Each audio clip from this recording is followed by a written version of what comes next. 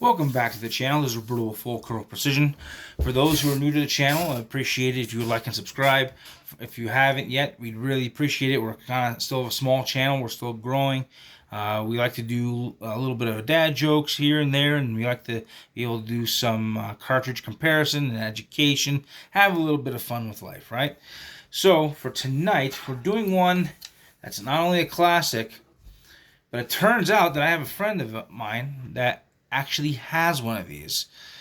It is perhaps one of the most underutilized and underappreciated cartridges. It is the 257 Roberts. It is basically the inspiration behind a lot of 25 calibers. Now, the one that came out prior to this was the 250 Savage. And actually, the 250 Savage was the first cartridge to ever hit 3,000 feet per second. Now, powders were different back then, rifles were different back then, so the pressures that we like to enjoy today are not the same. However, it doesn't mean that you can't have a lot of fun with it. So, I've told my friend if he'd be willing to let me use the rifle, I would be happy to do some hand loads for it and see what I can come up with. So, I was toying with it, and I haven't seen his rifle yet, so I don't know if it's a 20-inch barrel, 22, 24, so I kind of split the difference with a 24. Typical weight range for a 25 caliber, even for back then, was right around 100 grains, 90 to 100 grains, so I went with 100 grain. This time I chose the Spear Soft Point 100 grainer, nothing fancy, right? I'm like using right now, seems like these smaller cartridges are really enjoying the Ram Shot Hunter powder. And so I'm sticking with that. And I'm sticking with the factory max pressure of 51,488. Again, different rifles, different times, different powders. That's what it was calling for. So out of a 22-inch barrel, if you're pushing it pretty close to its max, right, you're getting roughly about 3,040 feet per second. That's going to be pretty good. Now, granted, obviously I'm using GRT, so Gordon's reloading tool, there's that. However, that's pretty solid out of a 22-inch barrel. And I can see why a lot of guys like to talk about this when it came to hunting like pronghorn and mule deer and whitetail. That's actually a fantastic medium game cartridge. As a matter, it also doubled pretty well for even like a coyote gun. Or wolf. I would take that and hunt wolf with it. It would actually be probably pretty good for being able to collecting hides. So not too much of a hole, right? I think this is going to be a lot of fun. I'm going to talk to him again, see if he's willing to let me use the rifle, and I'll just slowly work up through my pressures and see what I can come up with. But I've never gotten a chance to shoot a 257 Roberts. I'd love to be able to see what I can do with it. He also has a 270 Winchester, and I told him once I got mine dialed in, I would happily share it with him in terms of being able to help with that load development.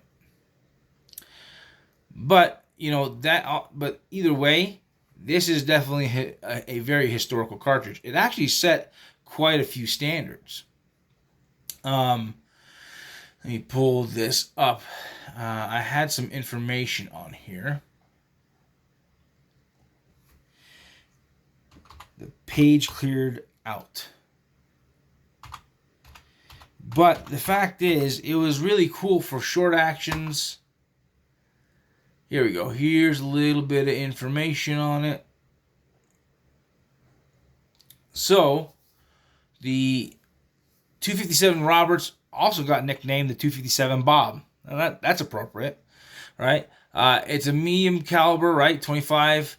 So it's actually fairly old.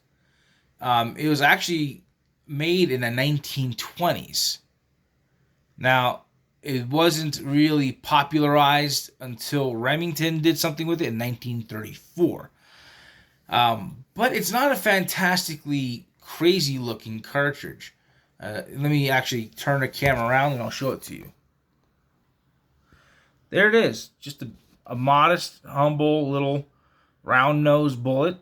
nothing fancy, but you know, for out to 200 yards, that would do the trick. I mean, quite a severe taper in there and a pretty soft shoulder angle. That was pretty common back in the day.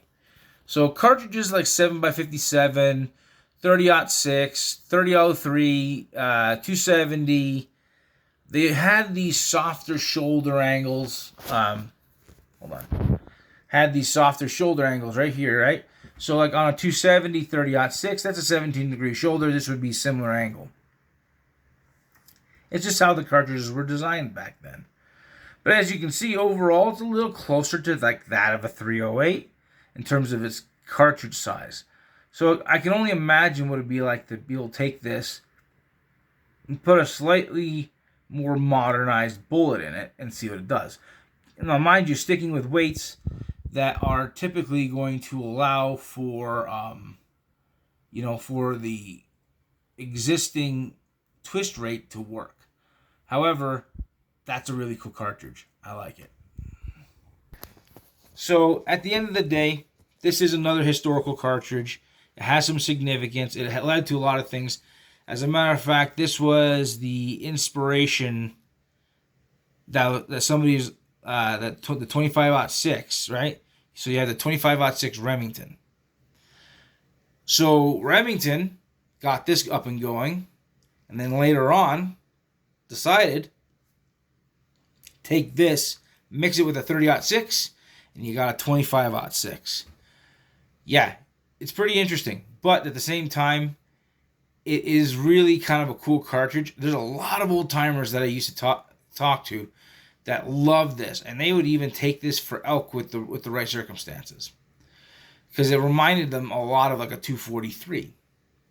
So that's the other thing too. It actually fit in that same kind of style of cartridge. Now the reason why the 243 did better than the 257 Roberts was because it had a slightly larger case than this. This was a skinnier case than the 243. The 243 used a 308 case, which was a little fatter, right? So you can see that that's actually a little bit straighter in its body as well. So it held more powder. Even though this is a 243 caliber, and that's a 257, these were shooting basically the same weight bullets. 70, 80, 90, and 100 grains. It wasn't too common to see much past that, maybe 110. But the thing is, even these shot 105. It wasn't that uncommon. So you have faster with throwing the same weight bullets. It really wasn't much of a thinking man's game there. It's just like, hey, no brainer. You're going to get more velocity and you're getting the same weight bullets. Your wound channels were almost identical. So a lot of people opted away from the 257 Roberts and towards the 243. So that's all I have for tonight. I appreciate all the support. Please like, subscribe, share, comment, and we'll talk to you again.